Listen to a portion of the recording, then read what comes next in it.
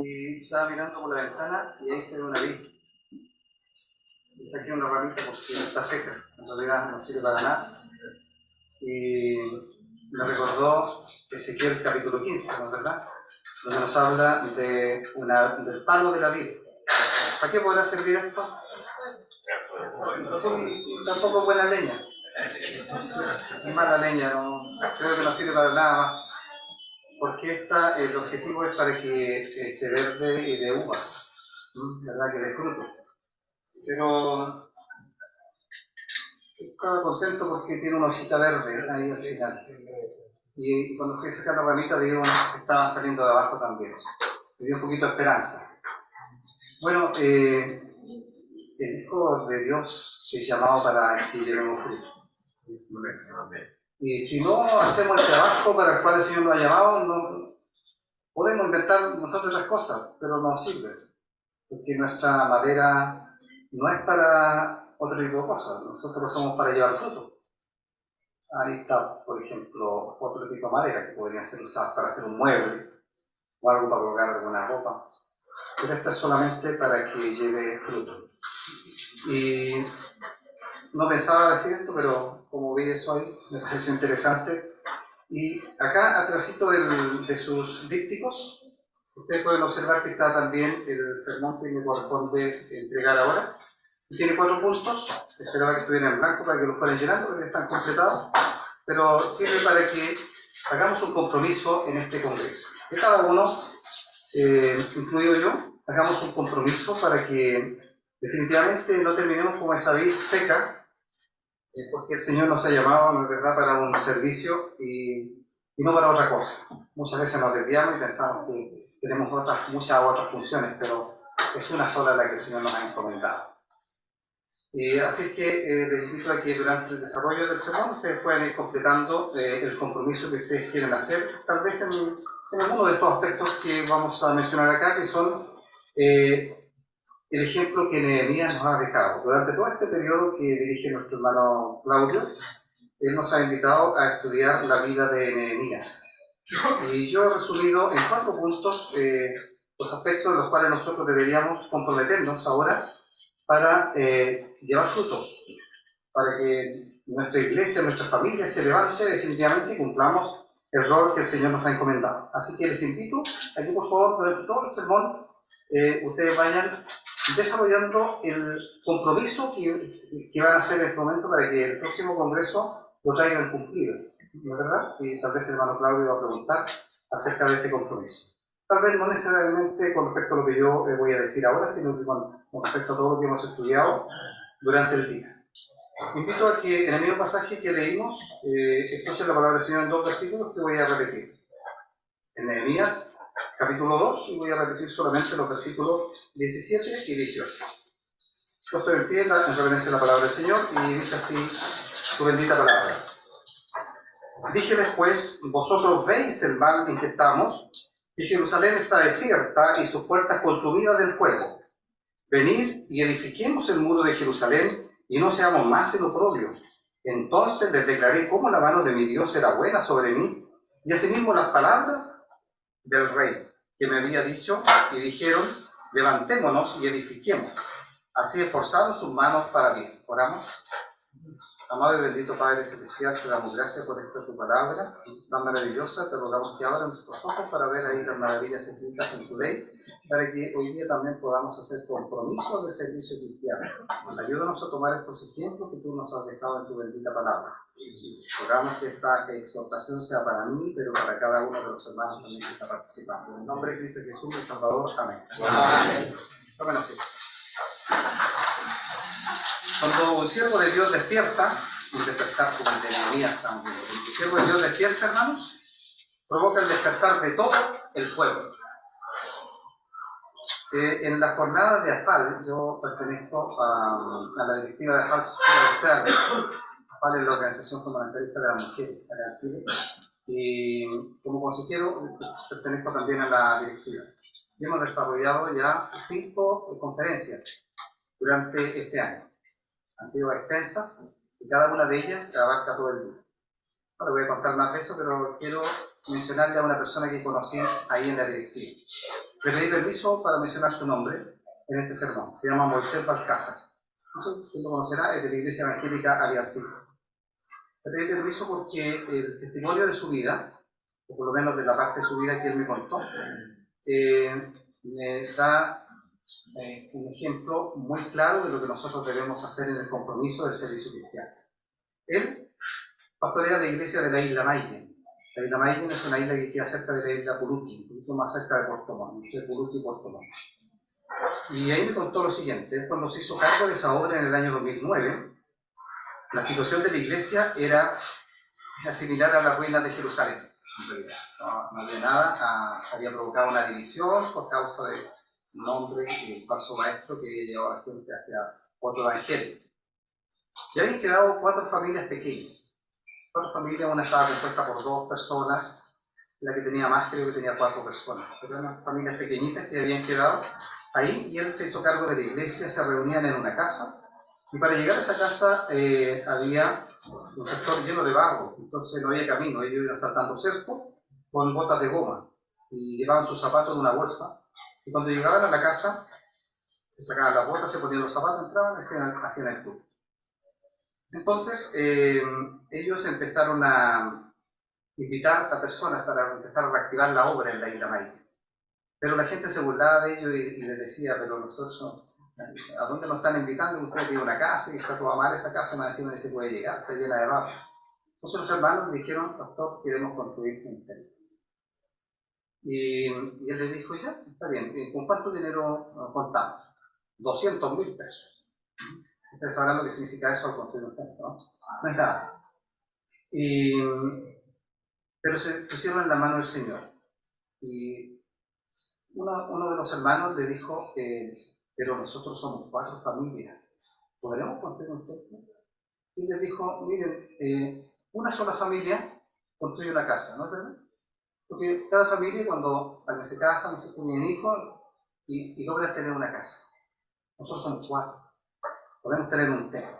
Entonces, pero vamos a construir no una, él dijo con estas palabras: no quiero construirle al Señor una garita, yo quiero construirle un templo a mi Señor, lo mejor que se puede hacer. Y se puso en oración y le pidió al Señor: Señor, yo quiero que nos des un terreno, que sea un terreno plano y que esté en el camino principal de la isla. Hoy día a la isla se llega el transbordador igual que Puluti por si acaso. En ese tiempo todavía no. Y ese terreno tiene que ser plano y al lado del camino principal. Pasaron unos meses y un hermano de la isla lo llamó y le dijo: pastor, encontramos el terreno, venga a verlo por favor. Así que partió rápidamente, estaba a la orilla del camino, pero estaba en una parte de cerro. Y le dijo: pero si esto no es lo que le pedí al Señor, yo le pedí un terreno plano, así que no es. Y se volvió a Puerto Montt. Así que pasaron unos meses y definitivamente lo llaman y le dice: tenemos ahora sí el terreno. Camino principal, de camino, terreno plano. Y se pusieron sin ningún medio económico. La Iglesia Evangélica Aliancista les donó lo que es equivalente a lo que nosotros hacemos en nuestra iglesia, que se llama un templo para mi hermano.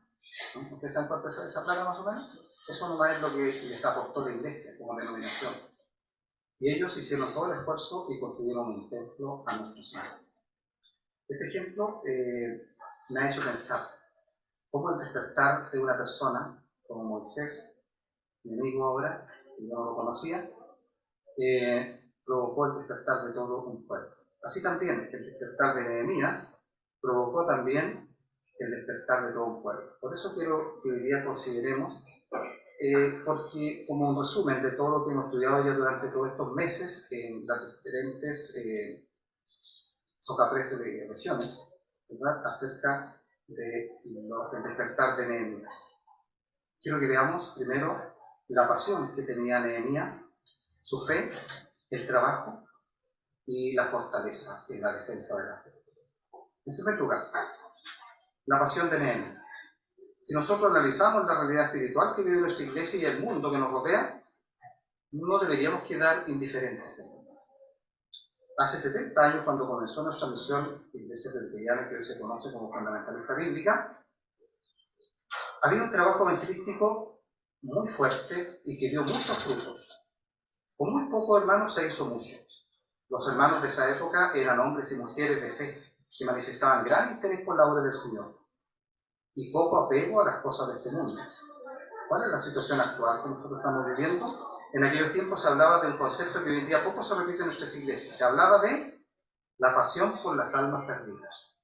¿Se fijan? No sé si los que tienen mi edad se recuerdan cuánto se hablaba en aquellos tiempos de la pasión por las almas perdidas.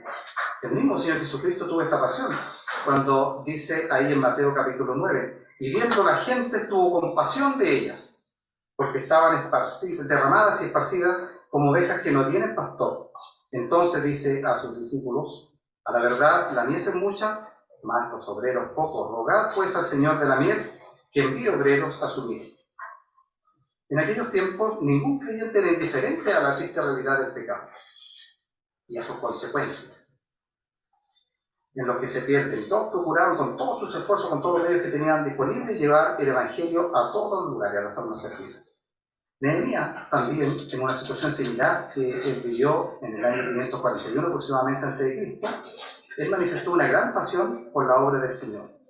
A pesar de la posición que él tenía y de su estatus social y de la comodidad que él podía tener, porque no necesitaba él realmente ir a Jerusalén personalmente a construir los muros, él no tenía esa necesidad económica.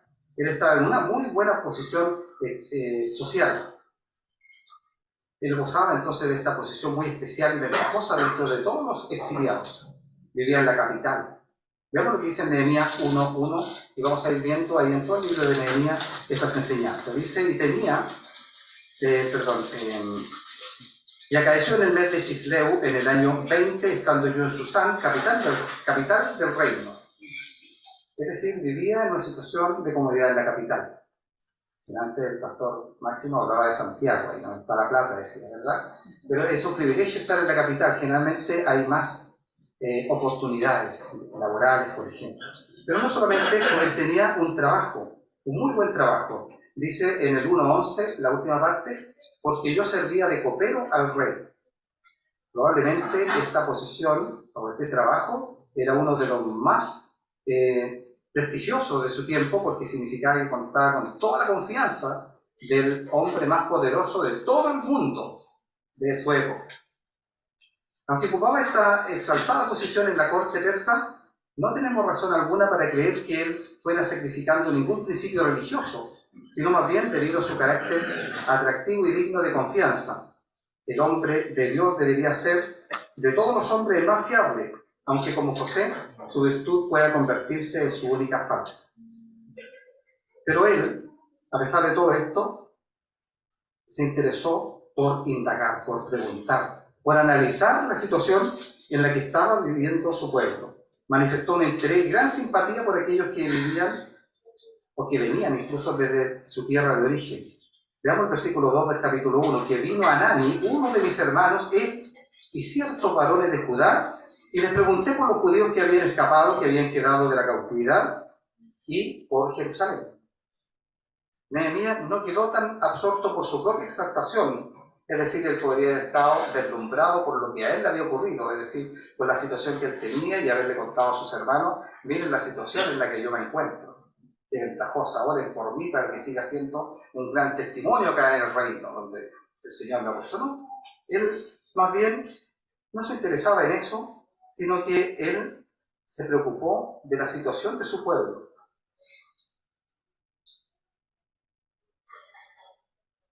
Luego vemos también la revelación. En el versículo 3 se le da a conocer efectivamente la situación en que estaba su pueblo. Y dijéronme, el residuo y los que quedaron de la cautividad allí en la provincia están en gran mal y afrenta, el muro de Jerusalén derribado y sus puertas quemadas a fuego. Esta era noticia muy triste, pero es mejor conocer la realidad que vivir bajo un engaño. A veces nosotros queremos también no hablar de la situación que se vive en nuestro criterio, por ejemplo, una iglesia que ha estado en los últimos años decreciendo en la cantidad de números, de miembros, de nuestra iglesia, en varios aspectos. Si bien, como se ha dicho, ella tiene unas ramitas verdes.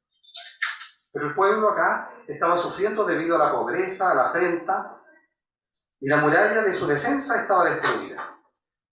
Seguían cosechando entonces los frutos de su rebelión y de su idolatría, por la cual habían llegado a esa situación. La debilidad y la afrenta serán siempre características del pueblo de Dios cuando se derrumban las murallas de la separación y han ardido las puertas de la alabanza por el fuego del enemigo. ¿Cuál fue su reacción ante esta triste noticia y al constatar esta realidad? Nosotros también podemos indagar acerca de la situación espiritual en que se encuentra nuestra iglesia, o más bien nuestra familia. ¿Para qué ir tan lejos? Veamos nuestra propia familia. Nuestro país también podemos ver. Pero ¿tenemos el interés nosotros en realizar un estudio de indagación para ver cómo estamos? No es algo tan difícil, pero es necesario. Por ejemplo, si nosotros observamos nuestro país, hace 50 años era muy diferente. Hemos estado analizando en estos días que me he encontrado un tanto de vacaciones en la casa de mi cuñado, el hermano Ricardo Medina, y hemos estado analizando la situación que se vive hoy, no solamente en nuestro país, en el mundo y también en la iglesia. Pero hace 50 años, por ejemplo, era impropio escuchar en la televisión alguna palabra grosera o alguna imagen indecorosa. En los colegios había disciplina y respeto por los profesores. Los alumnos tenían normas, incluso de vestuario y apariencia personal. Las leyes del país tenían una base moral sólida. En cambio, hoy en día la situación es completamente diferente. De tal manera que, como ya sabemos, lo malo se llama bueno y lo bueno malo. El ateísmo ha llegado a cifras que en una década se han duplicado. Llegando en estos momentos, algunos creen que a un 35% de la población en nuestro país aproximadamente. Sin duda que mucho de esto se debe a la falta de responsabilidad del pueblo cristiano. ¿Cuál será nuestra reacción al ver la triste realidad? Yo mismo, por ejemplo, analizo mi familia. Mi tío abuelo era el pastor Don Guido Saavedra, y hay muchos familiares cercanos a él, y eran muchos los que seguían al Señor en esos tiempos. Hoy día he indagado cómo está mi familia, tanto por parte de mi padre como de mi madre. Es una situación muy triste. ¿Cuál será nuestra reacción ante esa triste realidad? Veamos la reacción de Nehemías en el versículo 4. Y fue que como yo oí estas palabras, me senté y lloré, me enluté por algunos días y ayuné y oré delante del Dios de los cielos. Bueno, luego continuó orando. Si siguen ahí el relato, hasta el versículo 11 sigue orando. Y después siguió por varios meses orando. Y siguió orando. ¿Cuál será tu reacción?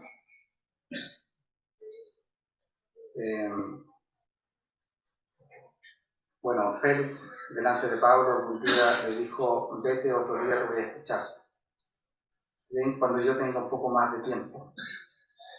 O tal vez la reacción de Pablo, que ante la apostasía no podía permanecer indiferente.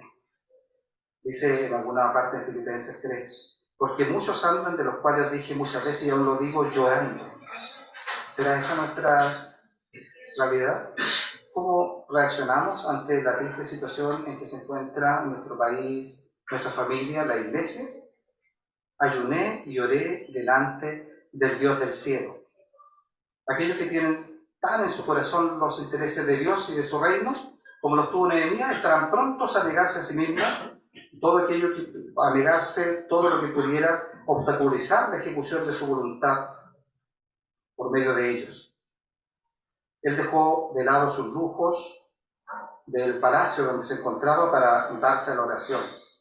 ¿A qué otro lugar puede acudir un hijo de Dios? Debemos darnos cuenta de la triste realidad del pecado que afecta a toda la sociedad, pero particularmente a cada uno de nosotros, por cuanto todos pecaron y están destituidos de la gloria de Dios. Luego de analizar esta situación no podemos permanecer indiferentes, hermanos. Debemos tomar acciones en cuanto a nuestras vidas. Si alguien aún no es salvado y se da cuenta de la triste realidad de su vida, debería inmediatamente no quedar indiferente, sino que sencillamente arrepentirse de su pecado y creer en Cristo como su único Salvador, para que restaure su vida. Pero si nosotros ya somos creyentes, entonces yo les invito a que junto conmigo nos levantemos a edificar los muros caídos, para que la Iglesia de Cristo proclame la salvación, para que crezca en santidad y defienda la fe contra los que se oponen. Es cierto que la reacción de Nehemías lo llevó por un camino de servicio, con mucho trabajo y bastante oposición, pero también fue un camino de gozo, hermanos. No solamente que vamos a decir que vengamos a servir al Señor y vienen todas las tristezas, no. No es así. Efectivamente hay oposición, pero hay mucho gozo y bienaventuranzas que son incalculables. No os entristezcáis, porque el gozo de Jehová es vuestra fortaleza, dice Nehemías 8:10, la segunda parte. En segundo lugar, para hacer un compromiso en nuestra vida, consideremos la fe de Nehemías. La fe en Jesús es lo mejor que nos puede pasar. A mí siempre me pasa que cuando hay muchas alternativas, empiezo a verlas todas y hay algunas bastante buenas, pero sigo buscando porque quiero buscar la mejor, la mejor. A veces me equivoco y no me equivoco en nada. Me ha pasado muchas veces. Pero cuando encuentre usted la fe en el Señor Jesucristo, se dará cuenta inmediatamente que eso es lo mejor que le puede pasar. Aférrese a esa fe. Un creyente con fe, hermanos, es un creyente que ora. Nehemías había constatado la triste situación en que se encontraba su pueblo y la ciudad santa, y lo había hecho a pesar del estatus social en el que se encontraba él. Pero él no era indiferente al sufrimiento de sus hermanos, y ante esta triste realidad, él tenía varias opciones, o varios caminos a seguir. ¿Qué podía hacer Nehemías cuando había constatado lo que había sucedido? Él elige el camino mejor y más efectivo. Alguien podría haber dicho, bueno, en esta situación vamos inmediatamente, y hubiera partido tal vez como un loco, ¿no es cierto?, a realizar algo que nunca habría podido hacer solo. Pero el que hace, elige la mejor opción, la oración. La oración efectiva, que tiene varios aspectos a considerar. Dice en Nehemías 1:4, y fue que como yo oí estas palabras, me senté y lloré y me enluté por algunos días, y ayuné y lloré delante del Dios de los cielos. Era una oración sincera, una oración ferviente, por cuanto él primeramente dice que se sentó y lloró y se enlutó y ayunó. Es decir, él se dedicó a orar. No fue una oración casual o motivada por la emoción. Muchas veces oramos motivados por la emoción, pero esta era una oración que estaba planificada. Se dedicaba a la oración. En segundo lugar, fue una oración en conjunto con otros creyentes. Fíjense lo que dice el versículo 11 del capítulo 1 todavía. Luego te, oh Jehová, esté ahora atento tu oído a la oración de tu siervo. Y fíjense lo que sigue después. Y la oración de tus siervos, quienes desean temer tu nombre, y ahora concede el próspero suceso a tu siervo y dale gracia delante de aquel varón, porque yo servía de copero al rey. Aquí vemos que pide a Jehová que atienda su oración y no solamente la de sus siervos. Cuando tenemos una petición que es muy importante, debemos recurrir al resto del cuerpo de Cristo, para que en un mismo espíritu roguemos a nuestro Dios. Pero un creyente con fe también sabe esperar. Sabe que el Señor tiene su tiempo. Tiene paciencia. Nehemías esperó 4 meses hasta que llegó el momento preciso, porque dice en el capítulo 2, versículo 1, fue que en el mes de Nisán, en el año 20 del rey Artajerjes, que estando ya el vino delante de él, tomé el vino y lo di al rey, y como yo no había estado antes triste en su presencia, me dijo el rey, ¿por qué está triste tu rostro, pues no estás enfermo? No es esto sino quebranto de corazón. Entonces temía en gran manera, y dije al rey, el rey viva para siempre. ¿Cómo no estará triste mi rostro cuando la ciudad, casa de los sepulcros de mis padres, está desierta y sus puertas consumidas del fuego? Pero un creyente con fe sabe pedir también. Sigamos leyendo desde el 4. Y díjome el rey, ¿qué cosa pides? Entonces oré al Dios de los cielos y dije al rey, si al rey place y se agrada a tu siervo delante de ti, que me envíes a Judá y a la ciudad de los sepulcros de mis padres, y la reedificaré. Entonces el rey me dijo, y la reina estaba sentada junto a él, ¿hasta cuándo será tu viaje y cuándo volverás? Y plugo al rey enviarme después que yo le señalé tiempo. Además dije al rey, si al rey place, déseme carta para los gobernadores de la otra parte del río, que me franqueen el paso hasta que llegue a Judá. Y carta para Asaf, guarda del bosque del rey, a fin de que me dé madera para enmaderar los portales del palacio, de la casa y para el muro de la ciudad y la casa donde entraré. Y otorgóme el rey lo que otorgóme el rey según la benéfica mano de Jehová sobre él. Pero un creyente con fe no solamente se queda ahí, sino que él mismo trabaja. El 11 dice, llegué pues a Jerusalén y estando yo allí 3 días, me levanté de noche yo y unos pocos varones conmigo, y no declaré a hombre alguno lo que Dios había puesto en mi corazón, que hiciese en Jerusalén, ni había bestia conmigo, excepto la cabalgadura en la que cabalgaba. Y salí de noche por la puerta del valle hacia la fuente del dragón y a la puerta del muladar, y consideré los muros de Jerusalén que estaban derribados y sus puertas estaban consumidas del fuego. Pasé luego a la puerta de la fuente y al estanque del rey, mas no había lugar por donde pasase la cabalgadura en que iba, y subí por el torrente de noche y consideré el muro, y regresando entré por la puerta del valle y me volví. Y no sabían los magistrados dónde yo había ido, ni qué había hecho. Ni hasta entonces lo había yo declarado a los judíos, sacerdotes, ni a los nobles y magistrados, ni a los demás que hacían la obra. Pero él se dedicó a trabajar, se dedicó a indagar, se dedicó a hacer el trabajo en principio solo, no esperando que otro tomara la iniciativa. Pero un creyente con fe también se santifica. En el versículo 19 dice: habiéndolo oído Sanballat horonita, Tobías el siervo amonita y Gesem el árabe, escarnecieron de nosotros y nos despreciaron, diciendo: ¿qué es esto que hacéis vosotros? ¿Os rebeláis contra el rey? Y volví la respuesta y les dije: el Dios de los cielos, Él nos prosperará, y nosotros, sus siervos, nos levantaremos y edificaremos, que vosotros no tenéis parte, ni derecho, ni memoria en Jerusalén. Si Dios toca tu corazón y te da una fe salvadora, bueno, primero recibe a Cristo como tu Salvador, y tu vida será como la de Nehemías. Pero debes ejercer la fe que tenía Nehemías en la oración y en el trabajo. Consideremos ahora el tercer ejemplo de Nehemías, el trabajo.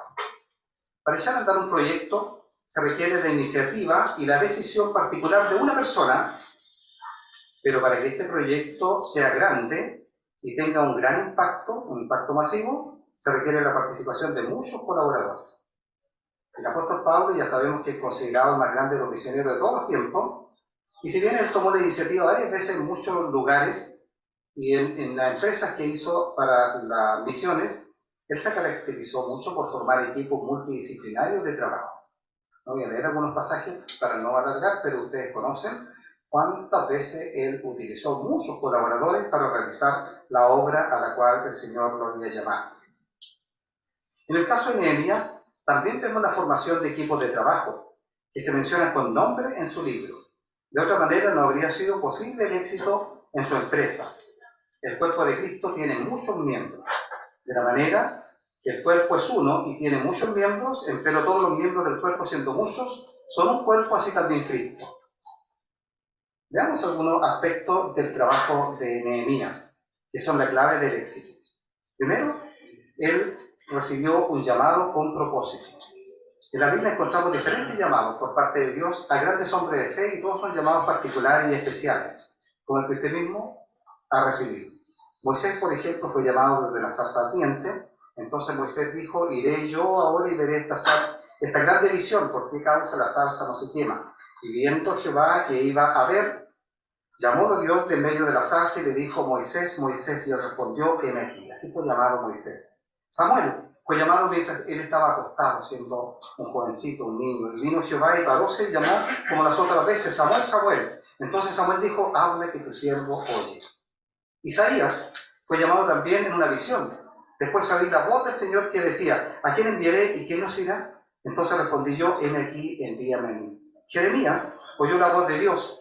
Fue pues palabra de Jehová a mí diciendo: antes que te formase en el vientre te conocí, y antes que saliese de la matriz te santifiqué, te di por profeta a las gentes. Y yo dije: Señor Jehová, y aquí no sé hablar, porque soy niño. Así fue llamado Jeremías. Pero Nehemías fue llamado sencillamente a recibir noticias, o la visita de su hermano y algunos otros hombres de Judea, y fue llamado sencillamente a recibir noticias que daban a conocer la situación de su pueblo.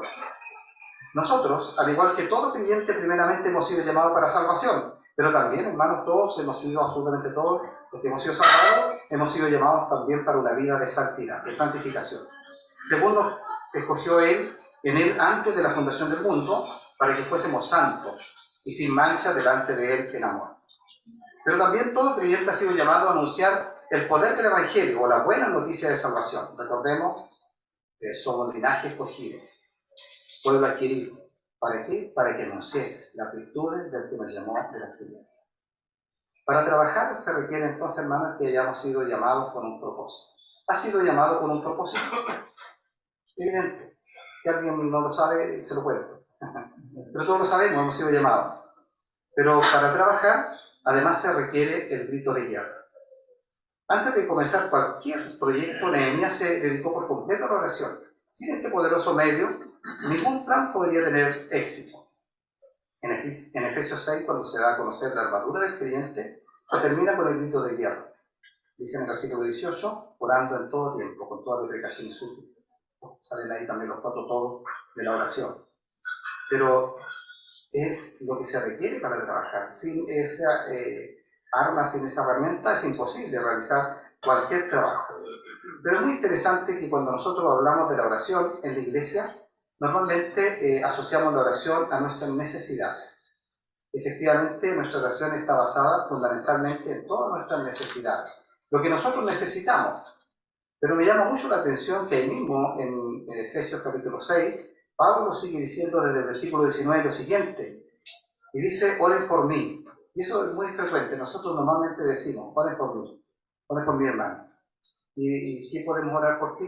Bueno, es que estoy postulando un trabajo nuevo, o bueno, es que tengo una empresa y quiero que el Señor me prospere, bueno, es que tengo mis hijos, bueno, es que tengo la salud, bueno, muchas otras cosas. Pero Pablo dice, por mí, ¿pero para qué? ¿Para que se me suelten estas cadenas donde estoy encadenado? ¿Para que me sane esta enfermedad que 3 veces le pidió al Señor que la quite de mí? Ninguna de esas cosas. Dice, y por mí, para que me sea dada palabra en el abrir de mi boca con confianza, para hacer notorio el misterio del Evangelio, por el cual soy embajador en cadena, que resueltamente hable de él, como debo hablar. Esa es la petición.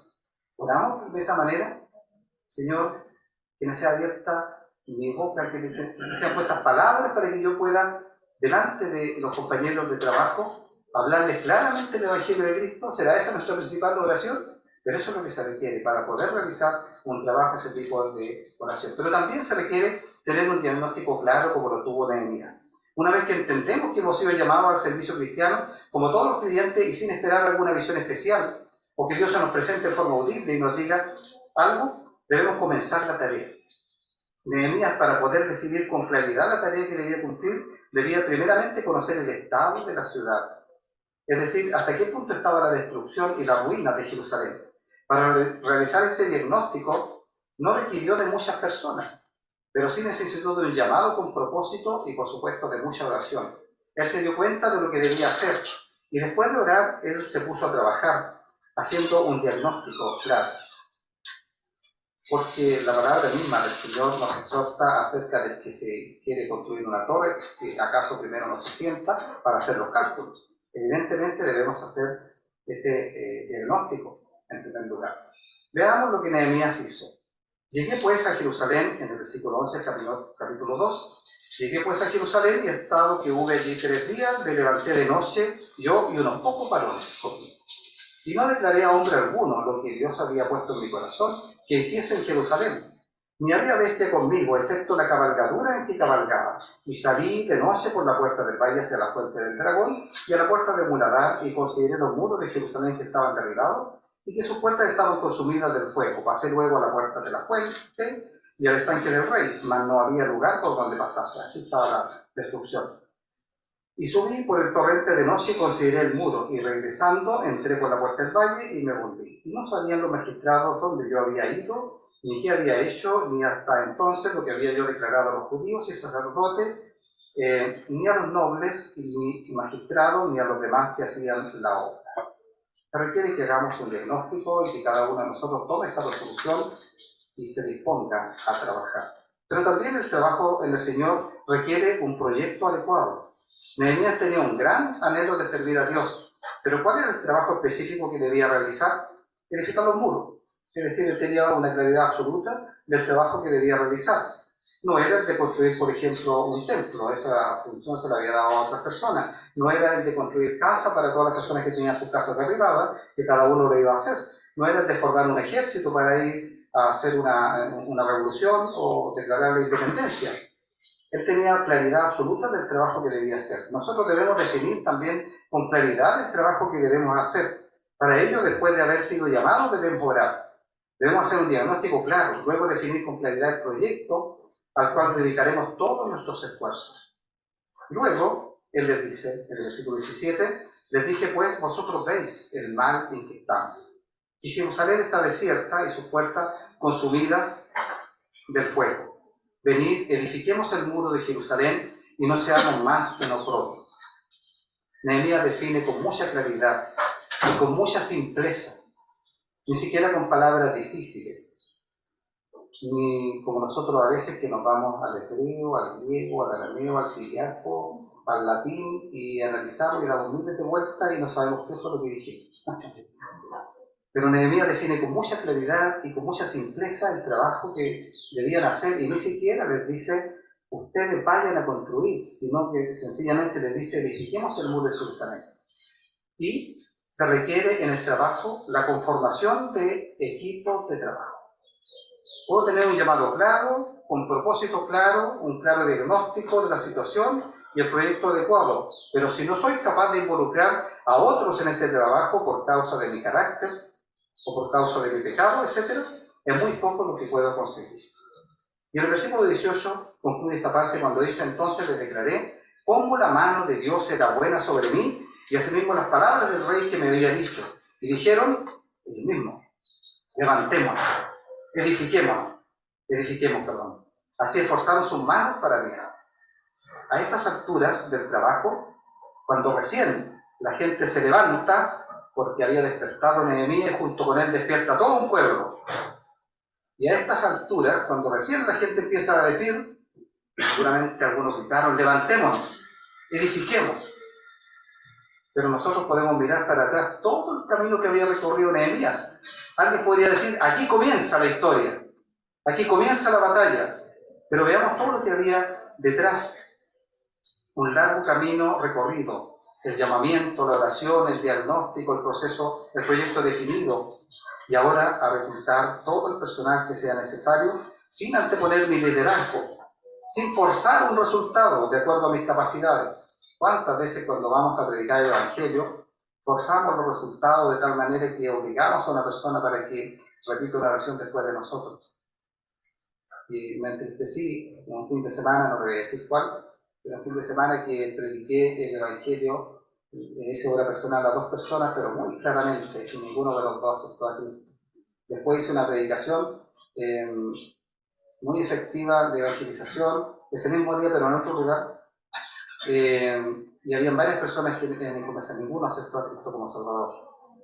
Pero no somos nosotros los que debemos forzar el trabajo, es el Señor el que va a dar. Aquí Nehemías tampoco les dice, ya, pues levántense, sino que les da a conocer la situación, ora al Señor, y el Señor toca los corazones de esos hombres y ellos dicen, levantémonos, edifiquemos, porque es el Señor el que hace el trabajo. No debo anteponer mi liderazgo, forzar resultados, poner por delante mis propias capacidades. Pero finalmente debo distribuir el trabajo a cada uno.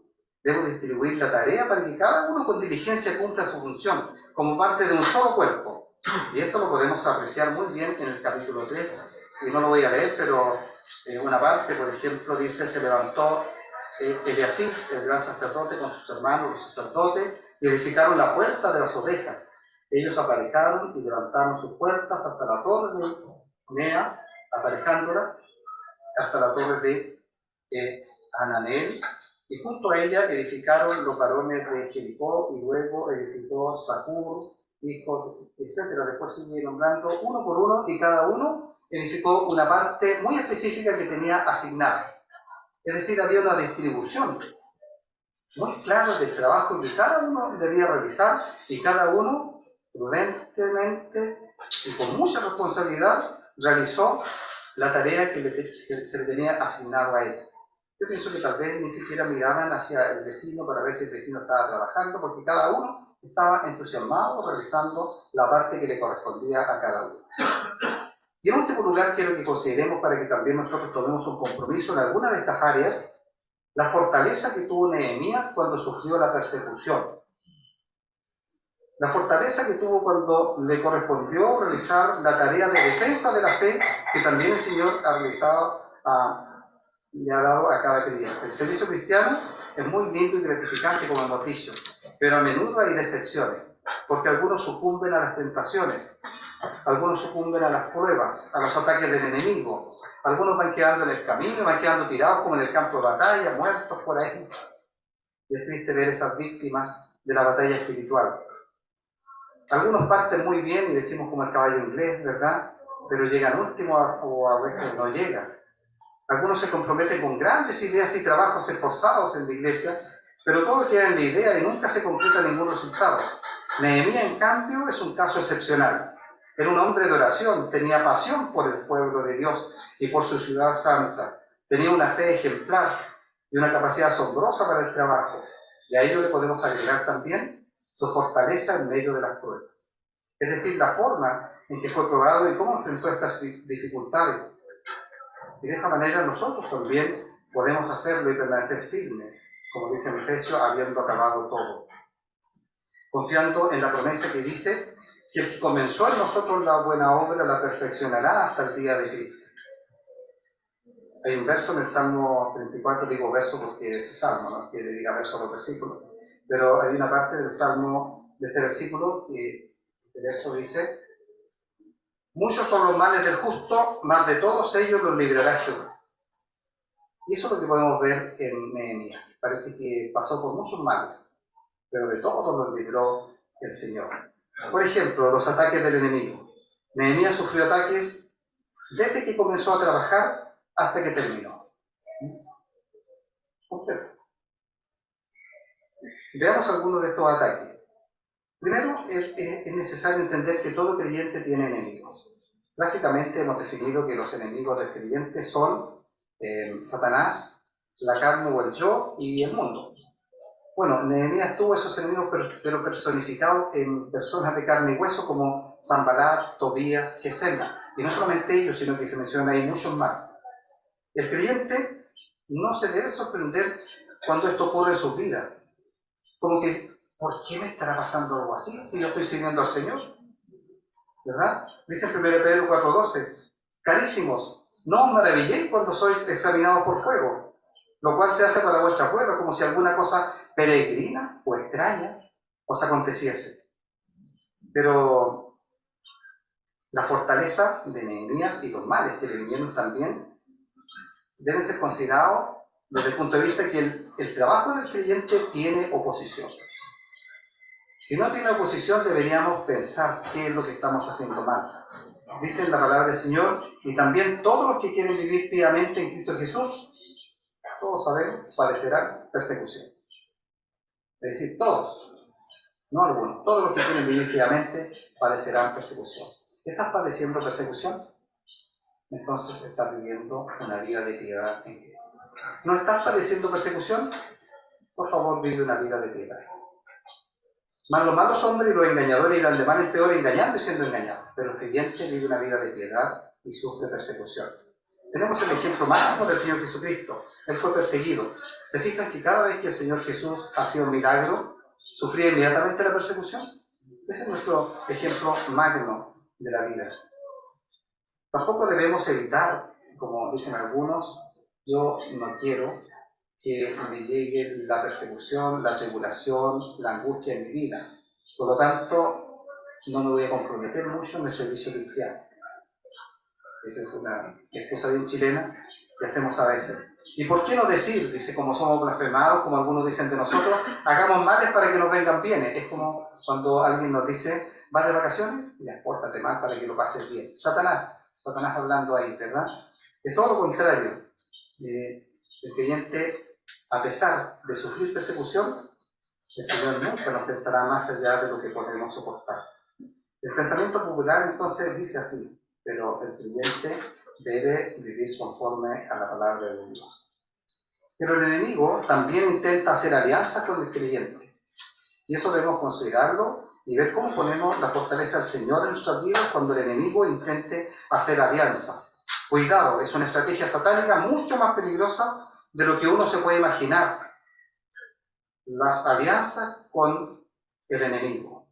La advertencia de la Biblia es muy clara cuando dice: no os juntéis en yugo con los infieles, porque ¿qué compañía tiene la justicia con la injusticia? ¿Y qué comunión la luz con las tinieblas? ¿Y qué concordia Cristo con Belial? ¿O qué parte el fiel con el infiel? ¿Y qué concierto el templo de Dios con los ídolos? Porque vosotros sois el templo de Dios viviente, como Dios dijo: habitaré y andaré en ellos y seré Dios. Y seré el Dios de ellos, y ellos serán mi pueblo, por lo cual salid de medio de ellos, y apartaos, dice el Señor, y no toquéis lo inmundo, y yo recibiré y seré a vosotros padres, y vosotros me seréis a mí hijos e hijas, dice el Señor Todopoderoso. Pareciera algo tan conocido, y alguien podría estar pensando, otra vez están repitiendo ese versículo. Y yo me lo sabía de memoria cuando era joven. Yo egresé, bueno, estaba estudiando en la universidad, y entonces llegué un día a mi casa y le dije a mi papá, el pastor fue el 12, mi papá, y le dije, voy a dejar la universidad, acabo de tomar la decisión porque me voy a ir al seminario y voy a ser pastor. Y él me dijo, mira, yo te aconsejo que termines lo que ya comenzaste, no debes dejar las cosas a medias, así que termina tu carrera, después si quieres te vas a la universidad, perdón, al seminario. Entonces terminé la universidad y se me olvidó la otra. Se me olvidó y yo tenía muy claro, y sabía esto, no juntéis en yugo con los infieles. Y decía, ¿será que esto se aplica solamente al matrimonio? Y esa parte la entendí muy bien, gracias al Señor. Esa parte la entendí, pero abarcaba mucho más que esto. Y cuando ya comencé mi vida profesional, hice sociedad con un inconverso. Y creo que por eso no llegué al pastorado. Y la sociedad duró muy poco, pero el daño espiritual duró muchos años. Duró muchos años. El Señor es muy claro en su palabra y a nosotros nos parece algo de perogrullo repetir y repetir estas cosas, pero es tan necesario, porque de otra manera no entendemos. Sanballat y Gesem enviaron a decirme, dice Nehemías en el versículo 2 del capítulo 6, ven y compongámonos juntos en alguna de las aldeas en el campo de Ono. Mas ellos habían pensado hacerme mal. Ellos siempre piensan hacernos mal. En nuestros tiempos los enemigos de la fe nos dicen, compongámonos juntos. Fernando, ¿qué tal si no? Esa palabra no la usan, yo sé, la usa nuestra versión, no, pero dice, juntémonos. ¿Qué le parece, Fernando? Juntémonos, nos dice la gente del mundo. Hagamos una junta.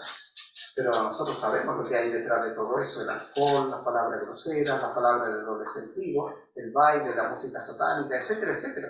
¿Y cuál va a ser nuestra respuesta? ¿Estás activo en el servicio cristiano? La intención del maligno siempre es la de hacernos mal.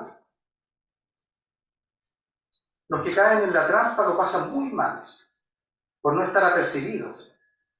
Y generalmente es por nuestra autosuficiencia, porque creemos que lo sabemos todo, que estamos muy firmes. Sed templados y velad, porque vuestro adversario el diablo, cual león rugiente, anda alrededor, buscando a quien devore. 1 Pedro 5:8. No viene el león para otra cosa, viene para devorar. El ladrón no viene sino para hurtar y matar y destruir,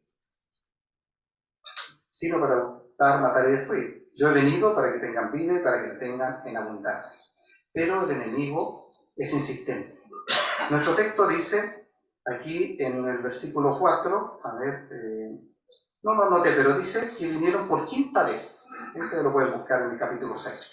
Vinieron por quinta vez a insistir con Nehemías para que Nehemías se juntara con ellos, tuviera comunión con estos hijos de Belial. Multiplicaránse los dolores de los que sirven diligente a otro Dios, dice el Salmo 16. Diligentes. ¿Se fijan cómo es el enemigo para servir a sus dioses? Van diligentes, como que van corriendo a servir a sus ídolos. Y los ídolos de eso estamos llenos. Yo he visto cómo también se cumple ese pasaje que dice que, honrando a las criaturas antes que el Creador, he visto personas que están adorando animales y les celebran cumpleaños y les compran los mejores alimentos que ellos nunca han comido. Y van diligentes, corriendo. Y cuando nosotros vamos a la escuela dominical, vamos arrastrando los pies, a veces hay que pescar a los hijos, sacarlos de la cama a la fuerza, llegan a la iglesia con una sábana arrastrando. Pero los que sirven a otros dioses van diligentes. ¿Cuántas veces nos han invitado a una fiesta mundana? ¿Cuántas veces insisten a que tú tomes un trago o hagas alguna cosa similar? Y nosotros, en cambio, ¿cuántas veces insistimos para que una persona asista a la iglesia? Vamos una vez, esa persona nos tira agua y no volvemos nunca más. Pero el adversario también avisa y levanta calumnias. Por ejemplo, nos acusan de incitación al odio. Nos estigmatizan como personas rebeldes, como personas intolerantes, con calificativos falsos. Si nosotros no aceptamos un lenguaje inclusivo o sus ideologías, nosotros somos los intolerantes. Ustedes saben lo que nos pasó en la página de Facebook, ¿verdad? Que nos acusaron de incitación al odio. Porque el enemigo levanta estas calumnias en contra del creyente. Es absolutamente falso. Nosotros estamos incitando al amor de Dios en su vida. Y en el diario La Tercera salió recién esta noticia, que dice, hace una reforma de la enseñanza religiosa en el sistema escolar chileno. Quieren terminar con las clases de la religión evangélica. Hay un artículo, perdón, un decreto en nuestra ley, que es el decreto 824 de 1980 y... ¿Cuánto? 90. Bueno, 894. 924. Ah, bueno, ya, 994. Sí, está bien. Y tenemos esa bendición en nuestro país. Pero hoy en día el enemigo está levantando todas estas cosas. Quieren terminar con esas clases para hacer una sola clase como más inclusiva y que sirva para todas las religiones, como la última encíclica papal. La penúltima era Fratelli Tutti, todos somos hermanos. Y esta última es una sola religión mundial, ¿verdad? Y efectivamente se levantaron calumnias también acerca de lo que Nehemías había hecho.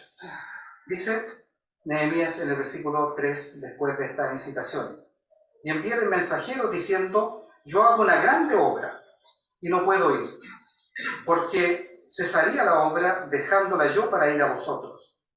¿Será esta nuestra respuesta, hermano? Cuando alguien nos diga, efectivamente, ven con nosotros, no nos van a decir así, pero digamos nosotros, compongámonos juntos, juntémonos, ven con nosotros. ¿Será nuestra respuesta? No, yo estoy haciendo una gran obra la más importante que existe en el mundo. O sea, no hay nada más importante que llevar el Evangelio a las almas perdidas. ¿Será esa nuestra respuesta, hermano, o realmente no lo estamos haciendo? Pero el enemigo finalmente va a intimidarnos, para atemorizarnos, y de esta manera que no cesemos el trabajo. Nos infunden miedo como a Nehemías. Sin embargo, el Señor nos dice, porque no nos ha dado Dios el espíritu de temor, sino el de fortaleza y de amor y de templanza. Sigamos leyendo en el versículo 4. Y enviaron a mí con el mismo asunto por 4 veces, y yo le respondí de la misma manera. Envió entonces Sanballat a mí, su criado, a decir lo mismo por 5ª vez, con una carta abierta en su mano, en la cual estaba escrito, se ha oído entre las gentes, y Gasmú lo dice, que tú y los judíos pensáis rebelaros, y que por eso edificáis tú el muro, con la mira, según estas palabras, de ser tú su rey, y que has puesto profetas que prediquen de ti en Jerusalén, diciendo, rey en Judá. Y ahora serán oídas del rey las tales palabras, ven por tanto y consultemos juntos. Finalmente entonces nos atacan de aquella manera. ¿Cómo se defiende Nehemías ante esta situación? Hemos visto el ataque que sufrió Nehemías, del cual es similar al que sufren todos los creyentes fieles de nuestros tiempos. Veamos entonces la defensa que hace este siervo de Dios. De los hombres, con tu mano, Jehová, de los hombres de este mundo, cuya parte es en esta vida, y cuyo vientre hinches de tu tesoro, hartan sus hijos y dejan el resto a sus chiquitos. Yo en justicia veré tu rostro, seré saciado cuando despertare a tu semejanza. Una referencia del Salmo 17. Pero para defenderse, Nehemías tenía una visión muy clara. Es decir, él tenía muy definida su meta y su llamado. No tenía absolutamente ninguna duda al respecto. Yo hago una grande obra y no puedo ir, sencillamente. ¿Podríamos dar esta respuesta? ¿Estamos realizando realmente nosotros esta gran obra? Si te invitan, por ejemplo, a ser bombero, a los varones los invitan mucho para componer el cuerpo de bomberos, ¿cuál será su respuesta? Mira, es una gran obra la que ustedes realizan como bomberos, pero yo estoy haciendo una gran obra. O si te invitan a jugar fútbol el día domingo a un club social, esto está bueno para los jovencitos, ¿cuál será su respuesta? Mas a Dios gracias que nos da la victoria por el Señor nuestro Jesucristo.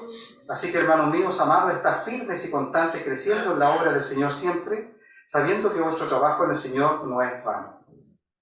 Nehemías enfrentó a sus enemigos con la verdad. Lo que sus enemigos habían dicho no eran las palabras de Dios, sino las que ellos habían inventado, es decir, una mentira.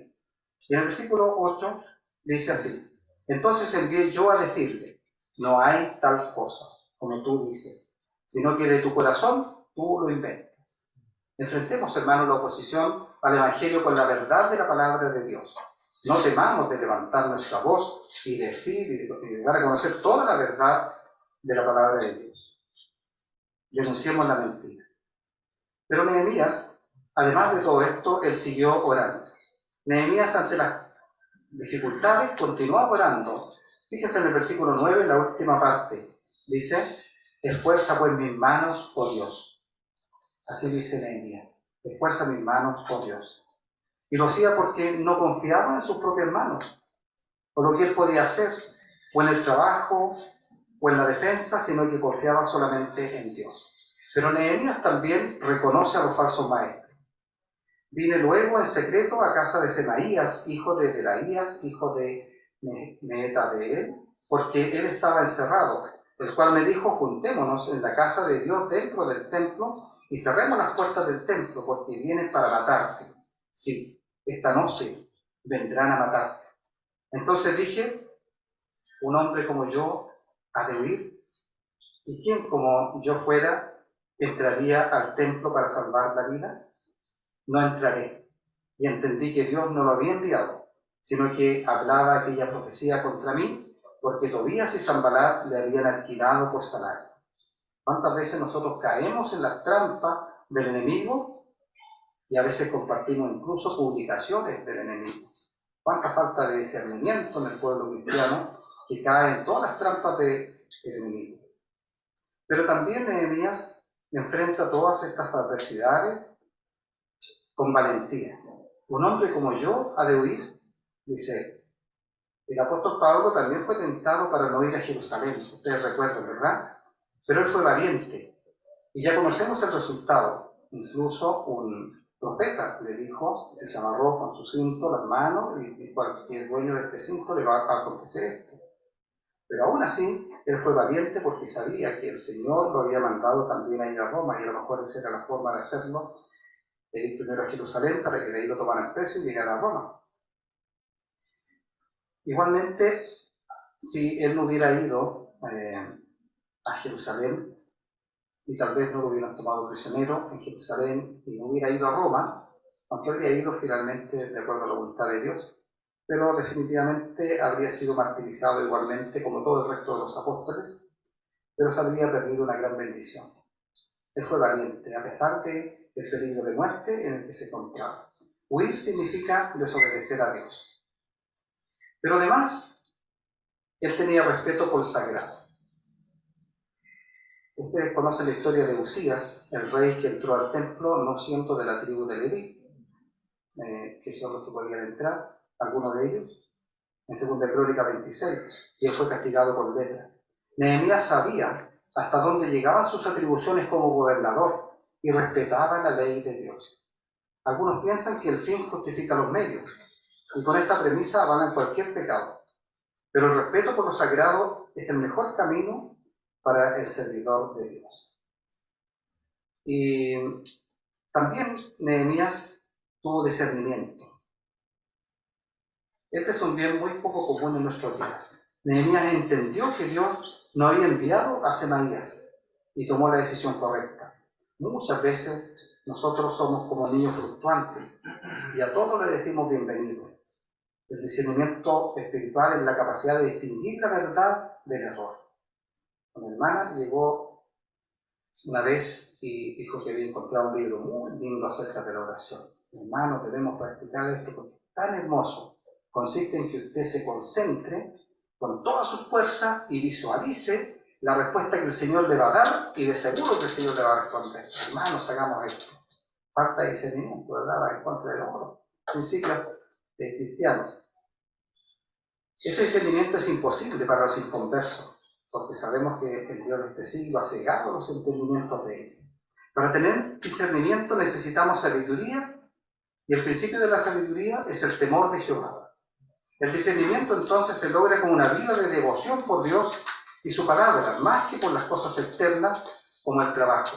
Si temo a Dios, tengo discernimiento. Y también, en último lugar, Nehemías enfrentó con fortaleza las pruebas y las dificultades, porque apelaba a Dios para ser vindicado o para que él lo reivindicara. o para que él considerara que era justo. Nehemías no deseó venganza, sino vindicación de Dios. Y dice: acuérdate, Dios mío, de Tobías y de Sanballat, conforme a estas sus obras, y también de Noadías profetisa y de los otros profetas que hacían por ponerme bien. Te lo entregó al Señor. Un hermano muy querido, una vez que sufrí un daño por causa de una persona del mundo, me dijo: pídele al Señor que lo castigue. Estuve tentado, pero efectivamente eso no era lo que debía hacer. En este caso, Nehemías entonces apela a Dios para ser vindicado solamente. En conclusión, la vida consecuente de Nehemías y su firme resolución de servir a Dios le valió el respeto y el reconocimiento aún de sus enemigos, hermanos, quienes no podían desconocer que aquí había un hombre que había hecho la obra de Dios. De todas maneras, los ataques continuaron hasta el fin, y es por ello que su trabajo siempre estuvo acompañado de la pala y de la espada. Los que edificaban en el muro y los que llevaban carga y los que cargaban, con la una mano trabajaban en la obra y en la otra tenían la espada. Muchos son los males del justo, mas de todos ellos los librará Jehová. Hagamos hoy día un compromiso como el de Nehemías. Construyamos junto con él, siguiendo su ejemplo de pasión por las almas perdidas, pasión por la obra del Señor, siguiendo su ejemplo de fe, especialmente en la oración, siguiendo su ejemplo de trabajo, especialmente de equipo, y teniendo la fortaleza que tenía Nehemías en la defensa de la fe, para que no seamos como ese palo de vivir seco que no sirve para hacer ninguna otra cosa, porque nosotros somos llamados para llevar fruto. Que el Señor nos ayude, que el Señor nos bendiga, puesto en pie oramos. Mientras que oramos, voy a pedir que cada uno de ustedes haga su compromiso delante del Señor de servirle más fielmente en alguna de estas áreas que hemos mencionado, en la pasión, en la fe, en la oración, vamos a decir también, en el trabajo y en la defensa de Dios. ¿Oramos? Amado y buen Padre Celestial, nos inclinamos con gozo y gratitud en nuestros corazones por tu palabra bendita. En ella encontramos, Señor, sabiduría, encontramos todo lo que necesitamos para vivir la vida cristiana. Te rogamos ahora, Señor, que mires a tu pueblo, que mires a esta sociedad de caballeros nacional, de tal manera que podamos hacer compromisos en tu obra, Señor. Ayúdanos a tener esa pasión que tenía Nehemías por la ciudad santa, por tu pueblo, que nosotros también tengamos esa pasión por las almas perdidas, por nuestras familias, por nuestra iglesia, Señor, de tal manera que nos comprometamos en el servicio cristiano, no quedemos indiferentes. Permite, Señor, también que podamos tener la fe que tenía Nehemías, para esperar, una fe para orar con devoción, una fe para saber también lo que debemos pedir y para hacer el trabajo. Ayúdanos para que este trabajo sea efectivo, no solamente de nosotros mismos, levantándonos para trabajar, sino que contagiando también a todo tu pueblo, Señor, para que todos nos levantemos sin imponer nuestro liderazgo o nuestras propias capacidades. Y ayúdanos también, Señor, en el servicio de defensa de la fe cuando vengan los ataques del enemigo y los falsos maestros a introducirse en la iglesia, para que podamos tener discernimiento y para que podamos tener la fortaleza, porque tú eres nuestra fortaleza. Amén. Bendice, Señor, a cada uno de tus hijos que en este momento está haciendo un compromiso para servirte de mejor manera. Y ayúdame a mí mismo, Señor, para que mis compromisos sean fieles. Te ruego en Cristo Jesús, mi Salvador. Amén. Amén. El Señor le bendiga. Amén.